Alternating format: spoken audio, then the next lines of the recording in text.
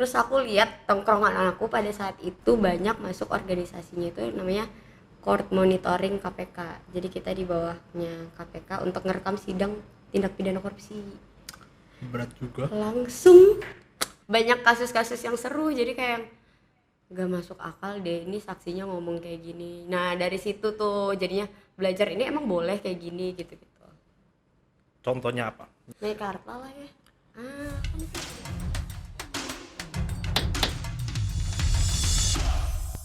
Halo, selamat malam sobat-sobat Landak. Kembali lagi di Landak Podcast. Waduh, sekarang sudah hadir tamu terhormat nih. Kak, gimana? panggil Kak ya kalau Pak ya. Boleh. Kak Tanti Ingrid. Nah, ini baru aja lulus ya SH Sarjana Hukum di UPH. Parahyangan. Oh, Parahyangan. Jadi hari ini kita ngobrol ya normal aja lah. Normal seperti manusia pada layaknya lah, nggak banyak Kayak bicara.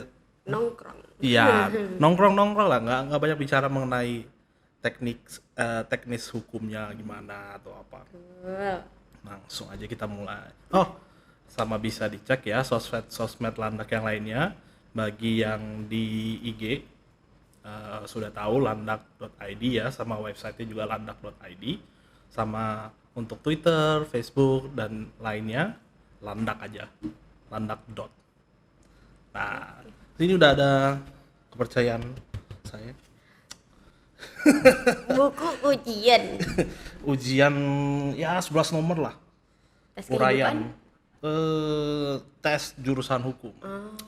Jadi ini tes lagi, udah SH ini tes buat emal. Gitu emang diuji terus. Kan Gue hidup selalu diuji. hidup kan isinya ujian. Nah, betul. Nah, kita langsung masuk aja. Jadi pertanyaan pertama tuh gampang, nggak usah dibawa pusing. Apa yang mendorong Kak Tanti ini untuk memilih jurusan hukum? Orang tua salah satu pendorong, bener nggak? Bisa, tapi apakah ada bagian dari Kak Tanti juga yang memang mau masuk jurusan hukum? Tadinya itu kayak nggak kepikiran sama sekali untuk masuk ke jurusan hukum. Keluarga besar aku itu kebanyakan teknik, nggak ada yang di jurusan hukum. Ada pun kayak bukan keluarga inti gitu, jadi kayak mungkin om atau kayak mungkin dari saudara jauh yang bukan satu kota gitu. Tadinya tuh nggak ada kepikiran sama sekali. Mungkin waktu itu papaku lagi hits-hitsnya denger kayak hukum aja anaknya gitu, jadi kayak banyak orang Batak kan di hukum, jadi linknya tuh gampang mungkin untuk dipikirkan ke depannya, jadi kayak dipush lah itu, dicuci pikiran kita. Mengerti. Tapi sebelumnya berarti teknik, Sebelumnya mau ambil teknik. teknik industri tadinya, cuman kebetulan juga nyeburnya di hukum, masuknya keterimanya di hukum. Iya, ternyata nyebur gitu. Nggak ada kepikiran sama sekali, terus kayak ini apa gitu. Nggak tahu. Apalagi pemikiran basic tuh kayak ya kuliah hukum nanti ngafal-ngafal gitu-gitu, tadinya mikirnya kan gitu. Teknik juga ngafal-ngafal sih. Teknik nambah Sama praktek. hitungan. Oh iya, Kan iya, lagi hitungan. jadi kayak apa ya yang meminimalisir ini semua, kayaknya hukum gitu. Ya hukum juga ngitung-ngitung duit sih. Waris kan. Kayak banyak sebenarnya, cuman nggak ada yang bisa dihindarin. Loh, kalau begitu, kalau semisal ngambil teknik, mau kemana ntar? Sama nanti pertanyaannya. Emang waktu aku masuk hukum aku tahu mau kemana? Sama kan, jadi kemanapun kita ngikutin aja arahnya kemana, nanti akan ada jalan. Oke, kan nanti berarti lebih orang yang go with the flow. Tuh Seperti air lah, be like water. benar, tapi ya gitu, nyeburnya di situ ya udah berenang. Asal nggak kelelep aja ya. Agak-agak kelelep sih di akhir-akhir kuliah kayak tolong gitu. Kenapa tuh? Apa yang dipelajarin di jurusan hukum itu yang sampai Kak Tanti hampir tenggelam atau kelelep? Karena awalnya kita nggak suka. Oh, bukan karena pelajarannya? kan kalau pelajaran kan ya pasti dipelajarin ya, mau apapun itu jurusannya. Tapi kalau udah dari awal, loh kayaknya ini bukan jurusan gue, kan ada tuh di pertengahan kayak bukan, aku salah jurusan, tapi mau gimana lagi. Nah waktu aku mikir oh kayak ini salah jurusan deh, nggak cocok deh, aku carilah apa ya kesenangan aku di jurusan hukum ini biar aku tetap senang kuliahnya gitu. Caranya ikut organisasi gitu, jadi nggak cuman kayak belajar. Kok ceritanya kayak pernah denger ya, kayak salah satu Siapa ya? teman dekat kita ya. Itu kalau boleh tahu di belakang aja ya? Ada narasumber podcast sebelumnya. Banyak emang kayaknya emang itu deh problemnya.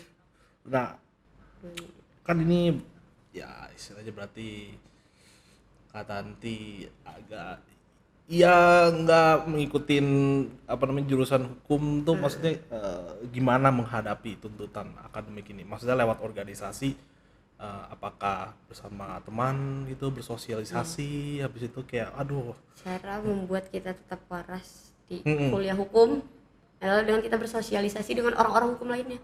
Jadi kayak mungkin kalau kita sama-sama nggak waras semuanya dikumpulin, siapa tuh jadi waras.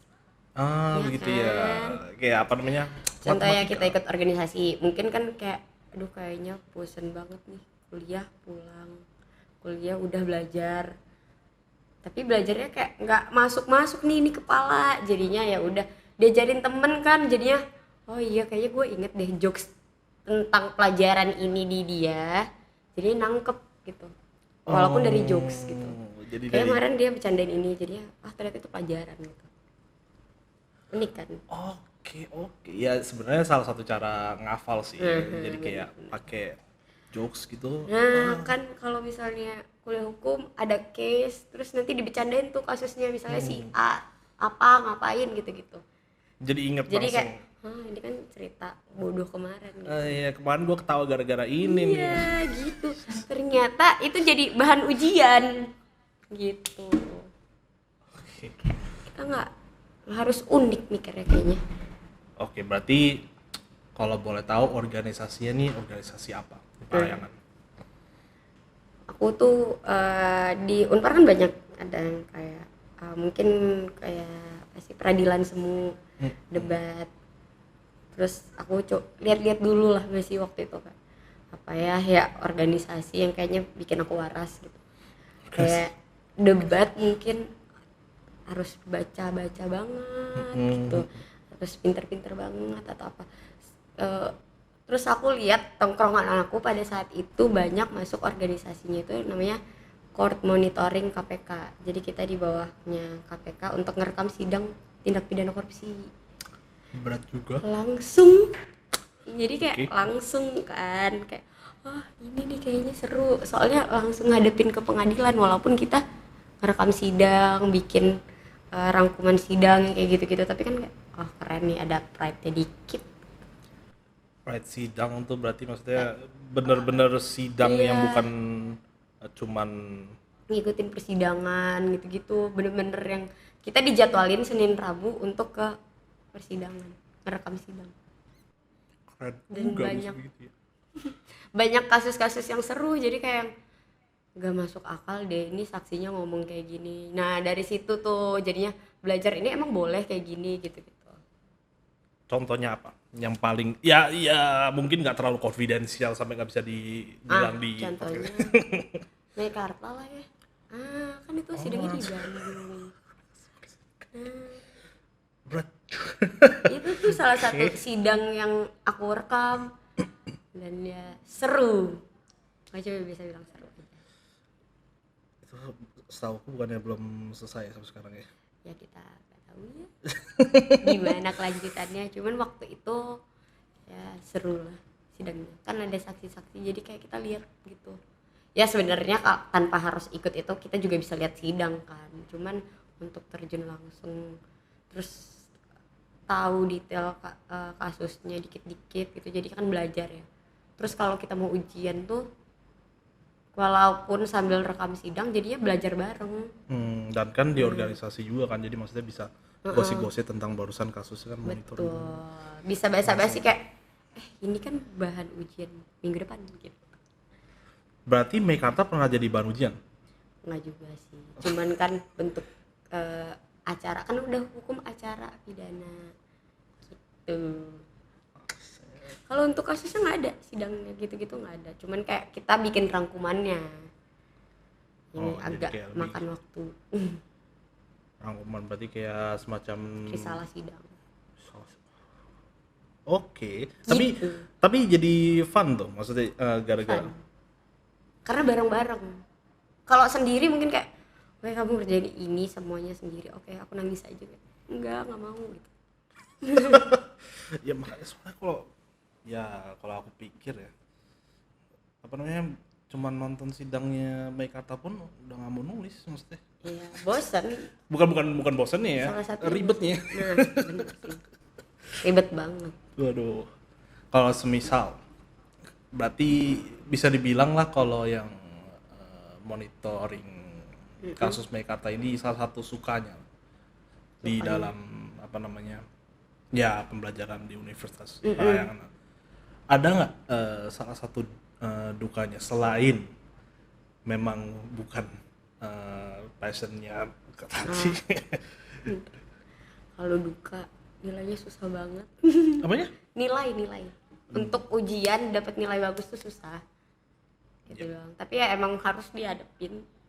Udah, ya udah duka tapi ya udahlah, gimana lagi, yang penting lulus.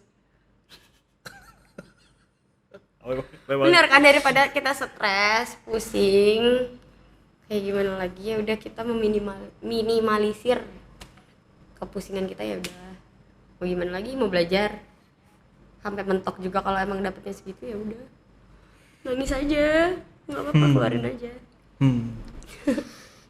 Sulit nih gitu. kalau begitu. Dari Kak Tanti sendiri ke depannya gimana?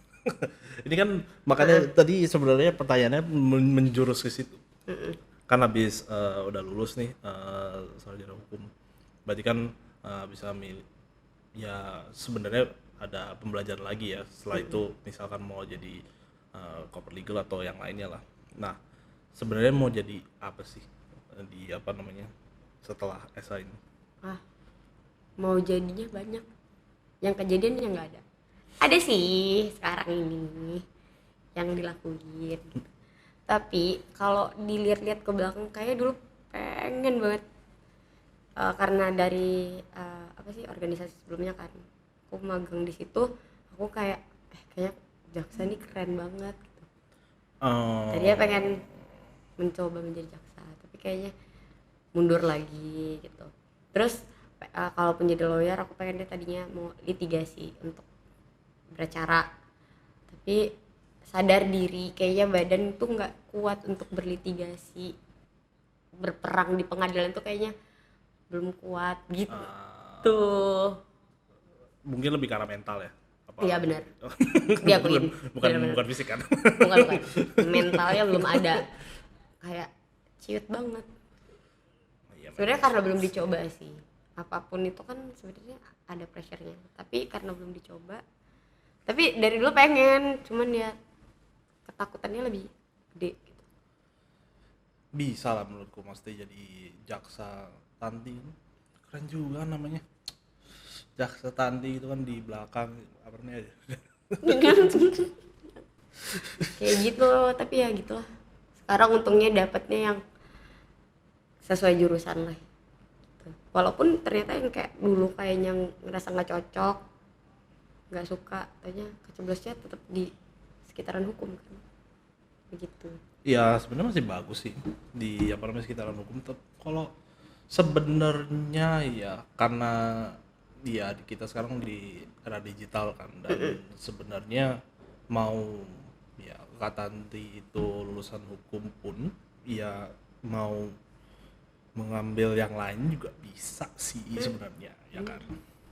Banyak aku, tapi sebelum waktu lulus itu aku sempat hopeless, kayaknya nggak bisa deh nih gue untuk berlitigasi, atau kayaknya nggak bisa deh untuk kerja di jurusan hukum. Aku ngerasa aku kurang gitu. Sampai aku coba-coba yang lain kayak ngedesain itu aku coba-coba. Terus apa lagi ya, kayak ngurusin sosial media itu aku coba, cuman buat ngisi aku nggak kosong aja gitu waktu itu. Kenapa sekarang nggak dilanjut kayak semacam Tetap desain? iseng-iseng, tapi iseng-iseng berhadiah aja, cuman bukan yang kalau misalnya ada temen yang kayak minta tolong bantuin apa gitu, bikinin kayak contoh table of content gitu-gitu. Nah kadang-kadang sih. Berarti. Kalau semisal memang ya berarti kan ya kayak litigasi itu kan harus beracara di depan banyak orang kan ya, dan mungkin secara mental hanya ya ada orang yang bisa, ada orang yang nggak bisa, memang normal. Kalau begitu mungkin yang lebih ke arah menulis. Nah, iya. Nah itu yang lagi dicoba untuk mana ya, diperdalam mungkin, karena aku selalu merasa kurang sih, tapi ya udahlah. Kan semuanya belajar. Oke. Maksudnya masa kurang dong? Nggak tahu sih, aku emang gitu aja, kayak kalau misalnya udah yang aku lakuin tuh udah kayak rutinitas, aku rasanya kayak apalagi ya gitu untuk naikin levelnya gitu. Jadi aku cari-cari yang lain apa kayak gitu. Oke, baik. Kalau semisal, berarti kayak banyak dong kerjaan sekarang. Kok semisal tadi yang ada nyoba-nyoba sosial media, nyoba-nyoba desain, habis itu ada kerjaan yang sekarang, habis itu semisal mau nyoba yang lain gitu kan, mengetes diri sendiri apakah bisa masuk sini. Itu berarti Iseng-iseng berhadiah kalau kata aku ya, jadi nyobainnya karena kita seneng ya, jadi nggak terlalu pressure kayak mau cobain ini cobain itu. nah mengaturnya maksudnya kayak kan ada ya personal health juga kan. Apakah Anggap semuanya itu main. anggap semuanya main? Kalau yang pas hukum kan enggak. Apakah bisa dianggap itu? Kayak ya udah, di gimana ya bilangnya, dikesampingin dibandingkan yang lain-lainnya nih. Kalau misalnya kerjaan ya kerjaan kan, cuman kalau misalnya yang lain-lain itu kan emang kemauannya kita. Kalau kita capek ya udah terima aja capeknya, kan kita yang mau. Bener ya? Toh ada manfaatnya kan buat kita, kayak nyoba A B C D E, mau dibilang orang mungkin lihatnya capek ya, tapi karena kitanya ngejalaninnya seneng ya udah, iya capek ya, baterainya udah ditambahin nih power bank di belakang gitu. Jadi istilahnya baterai ini dari yang lainnya. Jadi aku suka bosenan kan, jadinya nambah-nambahnya dari yang lain. Sama kayak satu sobat kita yang lainnya juga ya. Banyak ya sobatnya, banyak kesamaan kayaknya sama sobatnya. Boleh dikasih tahu nggak nih, kenalin gitu sobatnya siapa? Tidak perlu, bisa ngeliat video-video sebelumnya, narasumbernya banyak, bisa ya dideduksi dari situ. Aku sering nonton di awal-awal. Di awal-awal. Ngapain di akhir-akhir? Karena di akhirnya ada kegiatan lain. Iya, oke. Yang tadi ya sosial media. Sosial media itu tadi ya. Nah kalau begitu semisal sekarang berarti kan ya kalau bisa dibilang ya posisinya Kak Tanti sekarang banyak harus berjuang ya sama banyak tantangan ya, kayak semisal membangun sosial media kalau mau, habis itu kayak Itu sebenarnya iseng-iseng aja sih. Jadi kalau memang ada yang meminta tolong, aku bantuin. Kalau misalnya contoh nih temen aku bantuin dong, ini lagi kosong konten, atau bantuin kayaknya apa ya, yang kayak ngasih ide aja sih, bukan yang bantuin untuk kerja di situ. Sering bantuin cuma beberapa kali gitu. Oke. Nggak pernah kepikiran apakah ya bisa aja kalau semisal difokusin ke yang sosial media atau desain mungkin yang lebih passionate, habis itu diluangkan waktunya lebih banyak dengan pengorbanan ya yang mainnya. Kayaknya enggak deh kalau kataku ya, soalnya untuk ngulang semua hal yang belum aku bisa. Tadi kadang kita tuh bisa tapi belum jago atau belum ahli, jadi mending kita yang udah kita bisa dijagoin daripada kita harus ngulang lagi dari awal, start dari awal gitu loh. Jadi mending aku fokusin yang aku udah bisa, yang aku udah ada nih materi apa segala macam diasah di situ. Kalau untuk yang lain-lain cukup untuk membuat aku senang aja, bukan untuk difokusin. Nanti aku nggak punya hobi lagi dong. Kalau sesuatu kerjaan udah jadi kerjaan ya udah bukan jadi hobi kan. Kita nggak punya hobinya hobi hilang, lain. hobinya jadi kerjaan. Iya. Habis itu nanti harus nyari hobi lagi kan. Iya. Kosong nih. Bosan kan, kayak nyari hobi lagi apa ya, padahal yang lain-lain tuh belum tentu dikerjain full gitu. Oke, ngerti. Nah, kakak sendiri jurusan BBA bisnis. itu dari diri sendiri. Ada rasio sebagian memang dari keluarga juga, tapi memang waktu itu karena di luar ya. Sebenarnya karena penasaran juga di sana luar kulturnya kayak gimana. Jadi tuh dengan pernah cobain yang di Indo tapi kuliah di Indo. Oh belum. Jadi emang kuliah di luar dari S1, S2. S1. Kayak kalau di sini ya sama aja kayak sarjana bisnis lah. Tapi seru. Luar negeri seru. Ya seru aja sih, ya seru. Fun. Terkadang ada nggak funnya juga. Kan sering denger ya kalau cerita-cerita yang kayak kuliah di Indo capek banget, harus skripsian. Gimana tuh yang luar negeri? Banyak kita ya. Kalau di luar negeri ya. Kalau di luar negeri sebenarnya sistem skripsi juga sama ya. Universitas luar juga ada. Tapi nggak terlalu kepres. Di proses juga karena sebenarnya ada sidang juga. Oh, di sidang. Jadi kayak Aku kepoin soalnya. Ya apa kan? santai aja apa.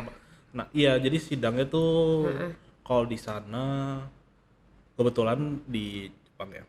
Tapi internasional, jadi sistemnya mereka sudah menerima di semester 3 dan keempat orang-orang yang mau mengikuti ZEMI namanya, seminar. Nah, itu udah mulai penjurusan mencari profesor yang mau menerima orang yang mau buat skripsi. Berarti sama mirip-mirip lah ya. Jadi 3-4 itu nyari topik, habis itu bangun apa namanya logika dari dalam skripsinya. Habis itu 5-6 sambil ada progression karir juga, karena nanti ada job hunting juga kan. Jadi malah diarahin. Iya betul. Luar negeri kali ya. Udah telat. Masih bisa, hidup masih lama. Betul. Ya, tapi aku pun balik sini. Apa tuh? Ya, Seru kan di luar? Membawa ilmu dari luar ke negara sendiri gitu. Jadi pahlawan untuk negara. aku nggak mikir sampai situ sih. Tapi ya lebih ke arah karena kurang cocok aja sama kulturnya yang di sana. Gitu. Seru kan tapi kalau nggak cocok pulang. Ya tapi kan harus ngelewatin 8 semester itu dulu. Tapi nggak apa, ilmunya dapat kan? Dapat ya. Dapat. Ayo. Tadi mana? Oh, kalau begitu Apa tuh? ya mungkin ini bisa menjadi perspektif baru ya, soalnya kan belum pernah kita mendapat tamu yang ngambil jurusan hukum, tapi ya banyak kan memang dasarnya dari sini. ya salah satunya melenceng ke sana sini, tapi ada dasar dari banyak dari orang tua. Itu mungkin dari Kak Tati sendiri bisa ngasih saran apa dan opini apa ke orang-orang yang mau mengikuti ya maksudnya masuk ke fakultas hukum. Kalau emang dia nggak suka atau emang dia suka? Dua-duanya. Kalau memang udah suka ya udah jalanin aja, kan memang suka. Mau apa lagi? Pasti lebih mudah gitu. Tapi kalau nggak suka, jangan terlalu membenci sesuatu hal. Toh kita dapat rezekinya dari hal yang kita benci, kita nggak tahu. pulang dikit. Gak ada yang tahu kan. Dulu aku mikir aku benci banget, kayaknya mungkin aku nggak cocok di jurusan hukum. Tapi begitu aku nongkrong sama teman-teman aku yang ya mereka juga sarjana hukum kan, kalau udah ada isu yang dari Twitter terus tiba-tiba banyak tuh sarjana hukum baru,